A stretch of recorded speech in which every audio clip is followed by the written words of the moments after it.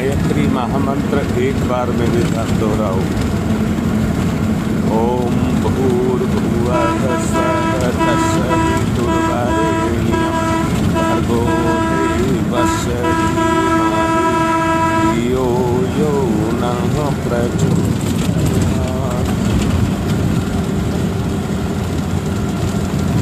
कल आपको परम पूज्य गुरुदेव की विचार श्रृंखला के अंदर बताया गया था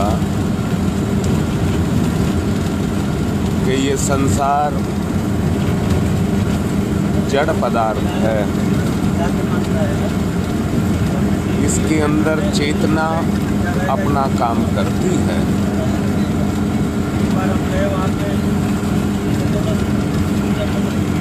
जड़ पदार्थ के अंदर उसकी अपनी विशेषताएं हैं जो उसके अंदर अपने काम को करती रहती है। कल एक उदाहरण के रूप में आपको समझाया गया था, मिट्टी में घड़ा बनने की क्षमता है और कुम्हार में घड़ा बनाने की क्षमता है।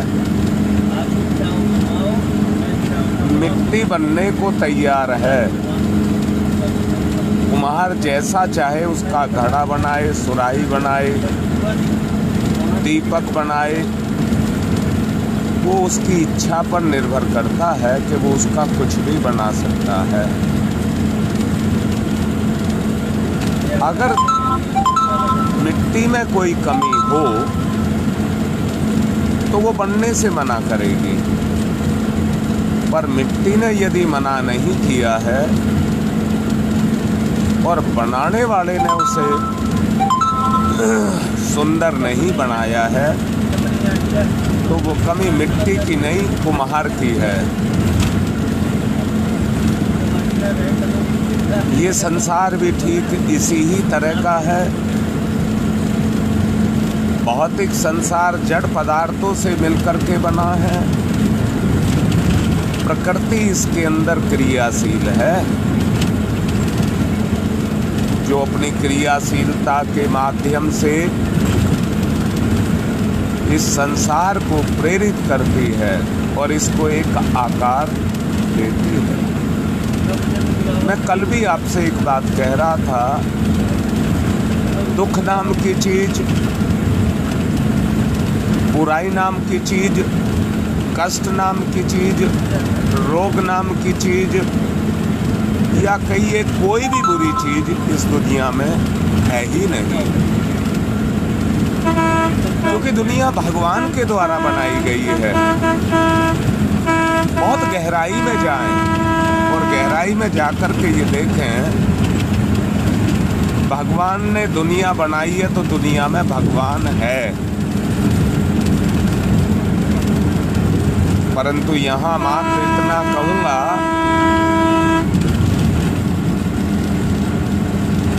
भगवान की अपनी योग्यता है। अगर उसमें अयोग्यता है, योग्यता में अयोग्यता है तो वो कमी है,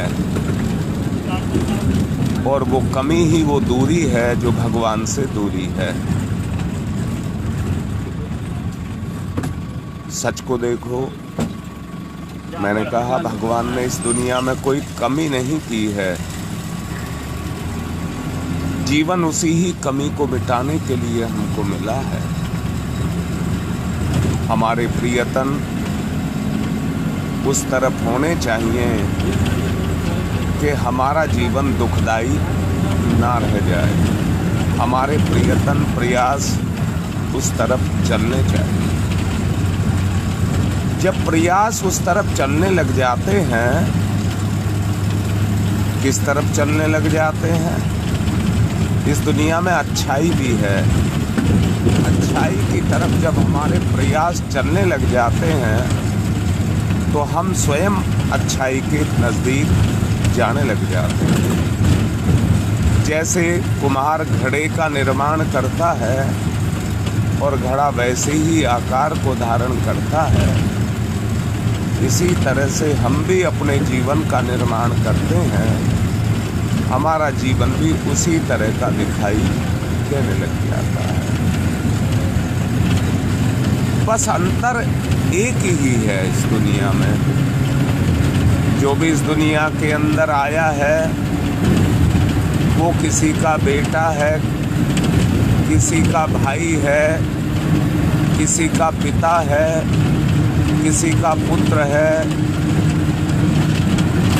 उसकी माँ अपने बेटे को आँख का तारा कहती है, पिता अपने भविष्य का उसको निर्धारण समझता है कि एक दिन मेरी जिम्मेदारियों को अपने ऊपर लेगा और मुझे इस संसार से मुक्ति देगा। बहन ये सोचती है मेरी मुसीबत में मेरा भाई ही मेरे काम आएगा। दूसरी बात और कहता हूँ, सबके बीच में एक संबंध बनता है कि ये मेरा भैया है, ये मेरा पिता है, ये मेरी माता है। वो संबंध बनता है और संबंध के अनुसार उनके अंदर संबंध का रस पैदा होता है। व्यक्ति एक ही है परंतु संबंधों के कारण उसे तरह तरह के रस मिलते हैं। अब मैं यहाँ एक बात और कहना चाहूँगा, अगर अपने अंदर ही कमी आ गई है और उस कमी के आ जाने के कारण हमें चारों तरफ बुराइयां दिखाई देती हैं और वो बुराइयां हमारे अंदर क्रियाशील होती हैं, उन बुराइयों के क्रियाशील होने के कारण वो अपनी प्रतिक्रिया के रूप में उसके अंदर अपने प्रभाव को जमाती हुई चली जाती है। उनको जमाने के कारण व्यक्ति अपने आप को व्याभिचारी, कुमारगामी, चोर, शराबी, जुआरी कुछ मानने लग जाता है और उसी तरह की मान्यता उसकी अपने अंदर से हो जाती है। ये चीज़ें उसकी सोच में आकर के बैठ जाती हैं।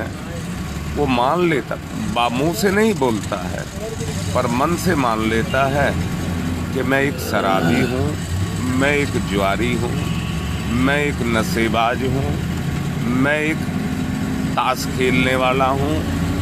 जिस तरह की वृत्ति उसके अंदर आकर के बैठ जाती है, और बैठ जाने से मतलब ये है अगर कोई ताश खेलता है तो उसकी ताश खेलने में रुचि है, अगर कोई चोरी करता है तो उसकी चोरी करने में रुचि है, और रुचि के होने से वो उसी को मान लेता है। जैसे मैंने कहा, माता उसे अपने स्नेह का भाजन मान लेती है, पिता उसे अपना आज्ञाकारी पुत्र मान लेता है, स्त्री उसे अपना प्राण वल्लभ मान लेती है, पुत्र अपने पिता को समझता है और उसके लिए वो वैसे ही सपने देखता है, उनको पूरे करने की कोशिश करता है।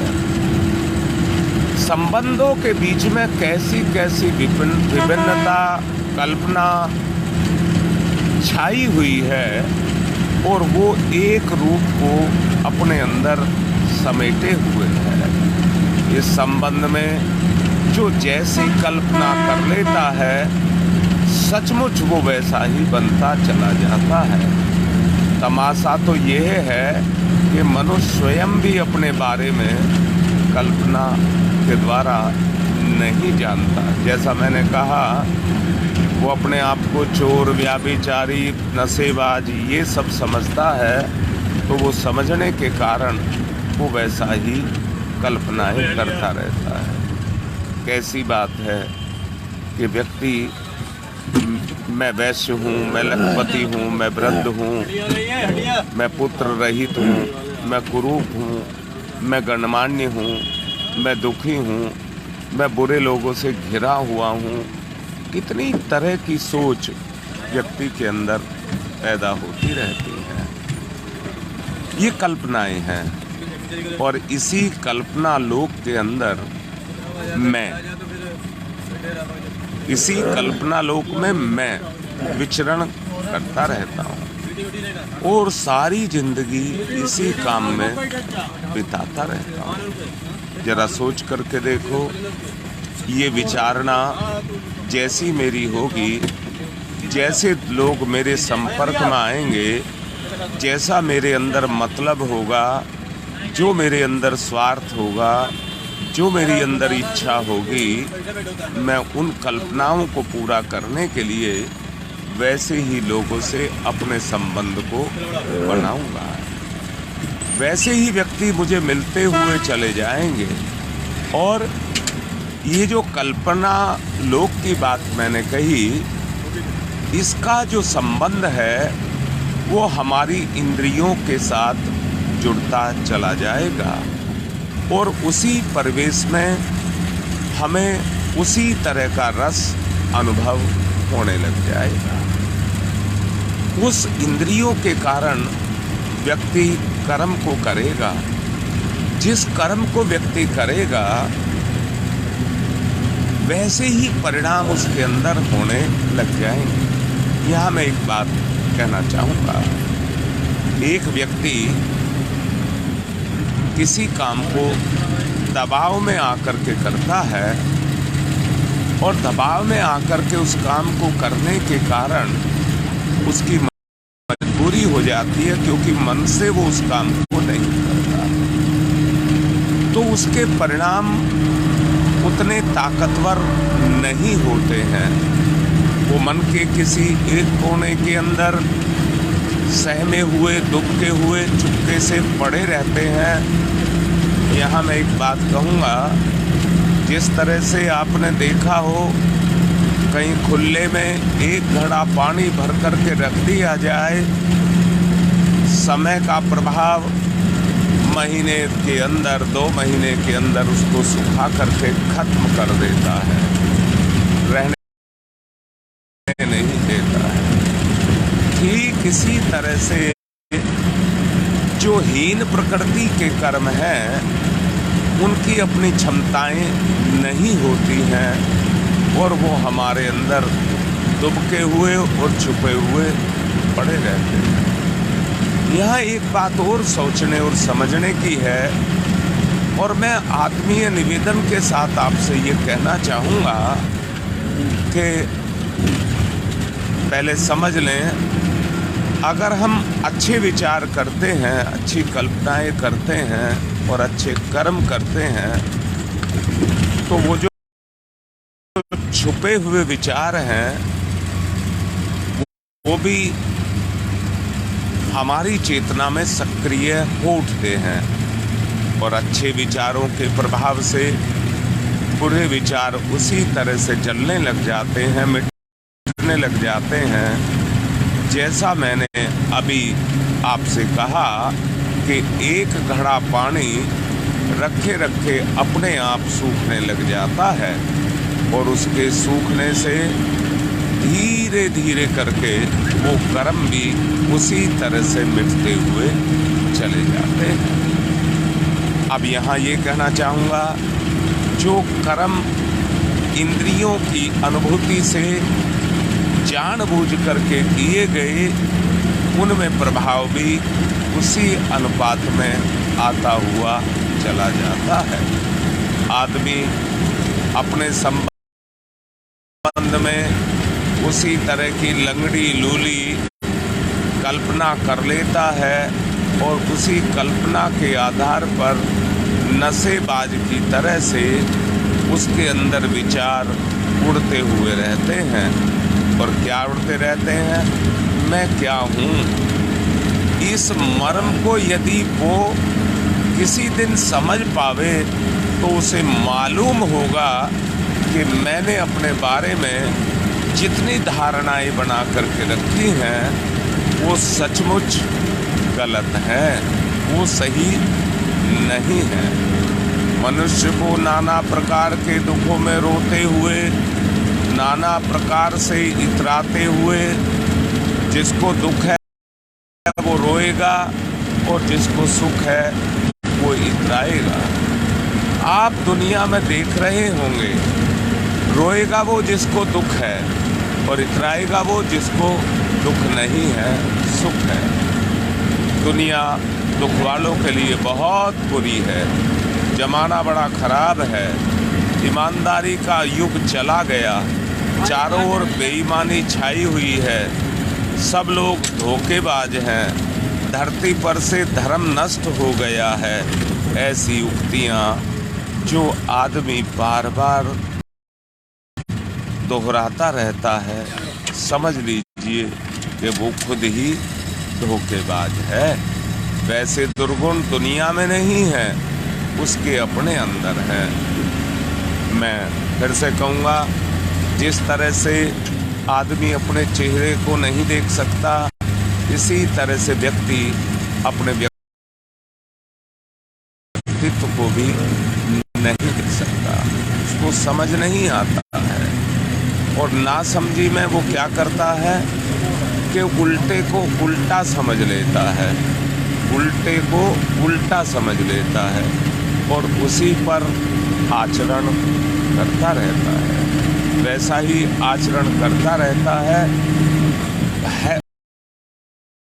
उसे दिखता दुनिया में धोखेबाज है, पर दुनिया धोखेबाज नहीं है। जैसा मैंने अभी कल भी कहा था, आज भी कह रहा हूँ और कल भी कहा था कि मिट्टी किसी को मना नहीं करती है, तू मेरा बर्तन मत बना, घड़ा मत बना, सुराही मत बना, दीपक मत बना। वो नहीं मना करती है। वो तो जो जैसा चाहता है, जैसा बनाना चाहता, वैसा बनने के लिए तैयार है। परंतु व्यक्ति अपने आप को ना समझ पाने के कारण उसी को सब कुछ समझ लेता है और समझने के कारण उस तरह की स्थिति उसके जीवन में इकट्ठी हो जाती है। चारों तरफ उसकी इच्छा के अनुसार इच्छित वस्तुएं उसको दिखाई देने लग जाती हैं। चारों तरफ जैसी उसकी इच्छा है, उसी तरह की वस्तुओं से वो गिर जाता है और उसकी सहायता, सुव्यवस्था, कल्पना के चित्र मन पर अंकित हो जाते हैं। जो व्यक्ति यह कहा करता है कि दुनिया में कुछ नहीं है, बेकारी का बाजार गर्म है, उद्योग धंधे उठ गए हैं और बेकारी दुनिया में छा गई है, उसकी अपनी ये अयोग्यता है जो उसके चेहरे पर छाई रहती है। सचमुच जिधर भी वो जाता है, उधर उसे उसी तरह का वातावरण उसकी अयोग्यता के कारण मिलता है। परंतु उन बच्चों को देखिए जो पढ़ने में मन को लगाते हैं और मन लगा कर के कहते हैं कि नहीं, दुनिया में सब कुछ है और हम प्राप्त कर लेंगे। वो बच्चे अपनी योजनाओं को बनाते हैं और उसी के अनुसार वो कर्म को करना शुरू कर देते हैं। ऐसे बच्चे आप लोगों ने देखे होंगे जो अपने मंजिल का निर्धारण पहले ही कर लेते हैं। वो दुनिया के धोखेबाज, दुनिया के ओबरे जितने भी विचार हैं, उनसे प्रभावित नहीं होते और वो स्वयं अपना निर्माण स्वयं अपने आप करने लग जाते हैं। ये दुनिया उनके लिए वैसी ही बन जाती है और वैसा ही उसमें वो अपना आचरण करके अपने लिए वैसे ही कर्मों को पैदा कर लेते हैं। मैंने पिछले दिनों भी कहा था, कर्म पर ये दुनिया टिकी हुई है। एक बात और कहूँगा, अयोग्यता अगर चेहरे पर छाई हुई हो, दर्पण पर जिस तरह से कालुष छाई रहती है, तो अपना चेहरा दर्पण सामने जाने पर भी दिखाई नहीं देता है। ठीक इसी तरह से दोषी और दुर्गुणों को वही चीजें दिखाई देती हैं जो उनके सामने आती हैं, वही चीज़ें उनको दिखाई देती हैं, परंतु इनके बीच में जो अच्छाइयाँ हैं वो उनको दिखाई नहीं देती हैं। जिसे दुनिया स्वार्थी, कपटी, दंभी, दुखमय, कलुषित, दुर्गुणी, असभ्य और तरह तरह के विकारों से ग्रसित दिखाई देती है, वो वास्तव में उसके अपने के अंदर अनेक तरह के दुर्गुण छाए रहते हैं और वही दुर्गुण उसके स्वभाव में अपने परिचय को देते रहते हैं। ये दुनिया भगवान का साकार अभिव्यंजना है। परम पूज्य गुरुदेव ने इसको बिल्लोरी का दर्पण कहा है, जिसमें सब कुछ देखा जा सकता है। ये बड़ा चमकदार है। इसमें अपना मुंह हूबहू, अपना मुंह से मतलब है अपना स्वरूप हूबहू दिखाई देता है। जो व्यक्ति जैसा है उसके लिए ये दुनिया वैसी ही दिखाई देती है। पिछले प्रवचनों में आपको बताया जा चुका है, ये दुनिया त्रिगुणात्मक है, 3 गुणों से ओतप्रोत है। जैसी त्रिगुणात्मक है वैसा ही इसका स्वरूप निकल करके सामने आने लग जाता है। क्रोधी व्यक्ति जहाँ जाएगा उसको क्रोध करने का साधन मिल जाएगा और वहीं उसको लड़ने झगड़ने वाले मिल जाएंगे। घृणा करने वाले को कोई ना कोई घृणा की वस्तु मिल जाएगी। अन्यायी मनुष्य को सब और बड़े बेहुदे, असभ्य, दंड देने योग्य दिखाई देने लग जाएंगे। होता ये है कि मनोभावों को मनुष्य अपने सामने वालों के ऊपर थोप देता है और थोप देने के कारण वैसा ही सामने वाला दिखाई देने लग जाता है या वैसा ही उसको समझ लेता है जैसा वो स्वयं है। आप लोग देखिए, इस दुनिया में एक साधु व्यक्ति है, वो जो वास्तव में अपनी साधना में लीन है, जो भी स्त्री उसके पास आती है उसमें उसको भोग दिखाई नहीं देता है। वो उसके लिए माता का रूप होती है और उसे वो माता के रूप में देखता है। विद्यार्थी इस दुनिया में रहता है और विद्या अध्ययन करता है, उसका किसी चीज़ से कोई मतलब नहीं रहता, तो ये दुनिया उसको सद्ज्ञान से भरी पूरी दिखाई देती है। जिज्ञासुओं की ज्ञान पिपासा ये दुनिया पूरी करती है। जो जैसा चाहता है इस दुनिया में वैसा ही उसको मिलता हुआ चला जाता है। सद्गुणी आत्माएं हर युग में रहती हैं और उनके आसपास सदैव सतयुगी वातावरण बना रहता है। मेरा ये कहने का मन कभी नहीं है कि दुनिया दूध से धुली हुई है, ये मैं कभी नहीं कह सकता, परंतु आपको कह सकता हूँ कि आप अपने आप को दूध से धो सकते हैं। बताइए कहाँ से इतना दूध लाया जाए कि जिससे दुनिया को धोया जाए। और दूध से मतलब है अच्छा विचार। आप अपने आप को कर सकते हैं, दुनिया को नहीं कर सकते। आप अपने पिता, माता, बेटा, पुत्र, भाई इनका भी कुछ नहीं कर सकते। केवल इतना कर सकते हैं कि जो आपके अधीन है आप उस तरह का अपना कर्म कर सकते हैं। आप दुनिया को मान लीजिए, दुनिया बहुत बेहतरीन है। आप दुनिया को मान लीजिए, दुनिया बड़ी रंगी है।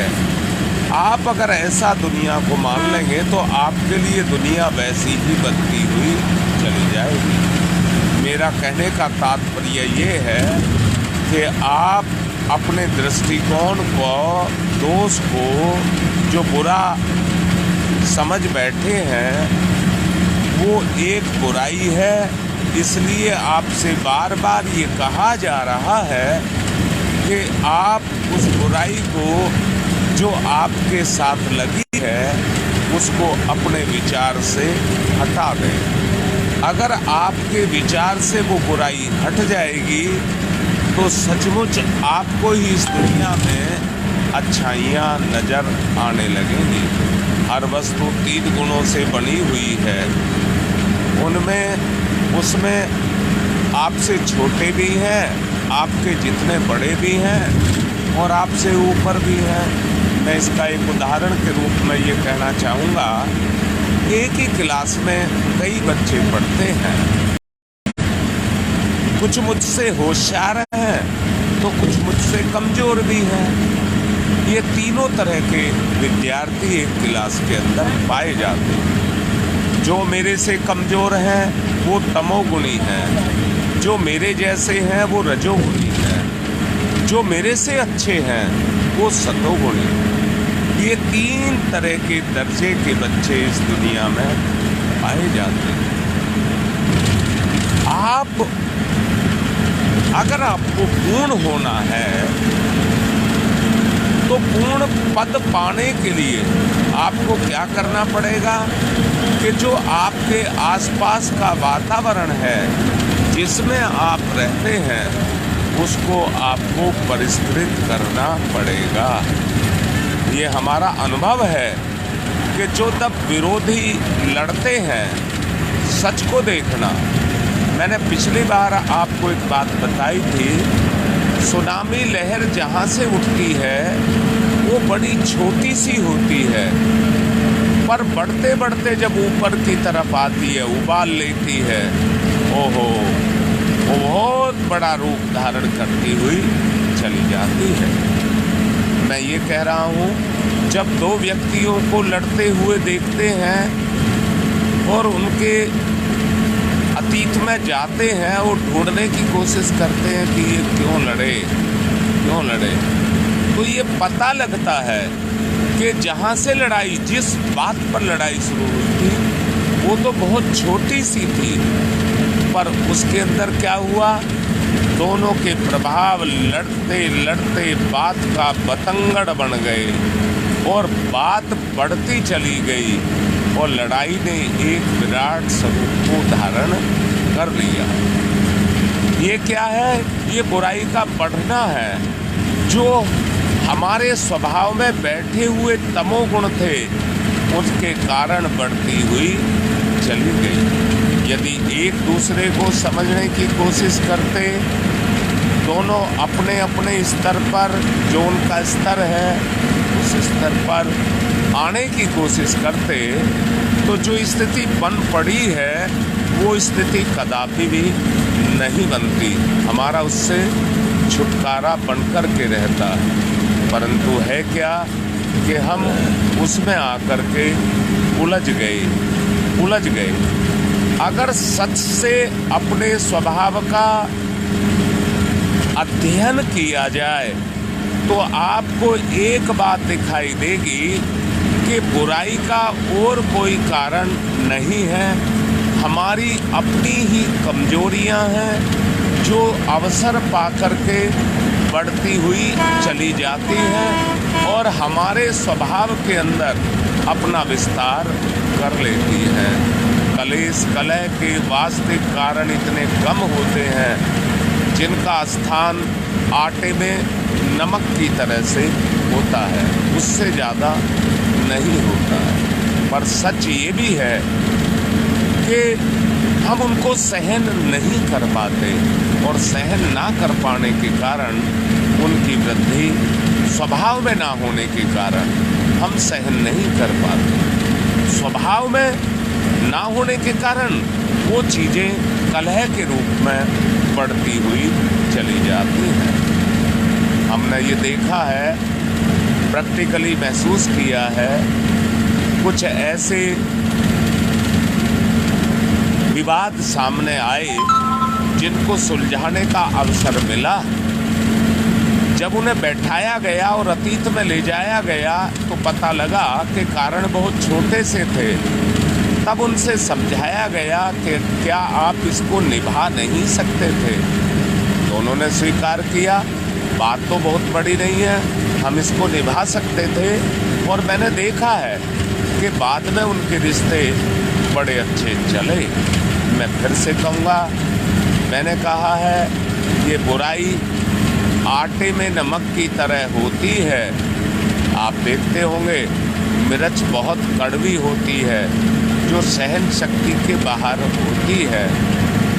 आप सच को देखिए, परंतु क्या खाने वाले को उस कड़वी मिर्च के अंदर उतना ही लेता है जितना स्वभाव के अनुसार उसको चाहिए, स्वाद के अनुसार उसको चाहिए, उतना ही लेता है जितने को वो सहन कर लेता है। और उसके द्वारा क्या होता है, उसके सुख उसको मिलता चला जाता है। इसी तरह से मैं आपसे ये कह रहा हूँ कि हमारे अंदर भी हमारी सहन क्षमता है, उसको उन्नत बनाना। आदमी, इंसान एक उन्नत आत्मा है। आत्मा विकास के लिए दूसरों की उन्नति का प्रयत्न हमें करना चाहिए। गिरे हुओं को हमको उठाना चाहिए, बढ़ते हुओं को हमको बढ़ाना चाहिए। आत्मोन्नति चाहने वालों की जो आत्मा है, उसका ये कर्तव्य है कि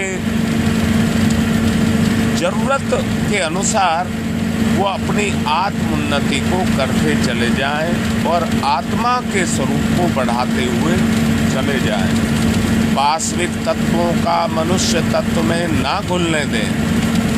मनुष्यता में अगर पाश्विकता आकर के घुल गई तो सारा सिस्टम खराब हो जाएगा। इसलिए बहुत ही अच्छे से कहना चाहूँगा, दुष्टता को ना बढ़ने दें, पाश्विक तत्व मनुष्य तत्व में ना घुलने दें। प्रयत्न ये करें कि जो आवश्यक है वो ही करें। मेरी जगह आ गई है, इसलिए आपसे इतने पर ही मैं रोक रहा हूँ और आपसे निवेदन कर रहा हूँ कि कल फिर बताएं।